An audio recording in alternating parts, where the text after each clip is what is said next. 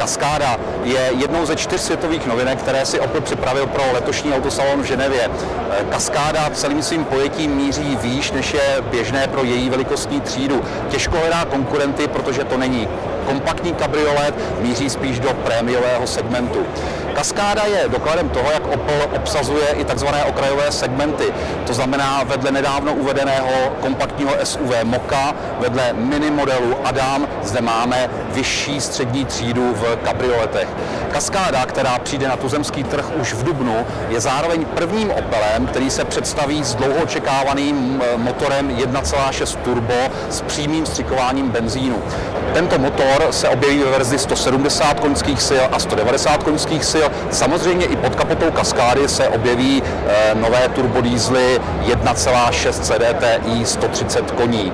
Cascada, která se do České republiky bude dovážet pouze v nejvyšší výbavě Cosmo, bude svojí cenou začínat těsně pod hranicí 600 000 korun.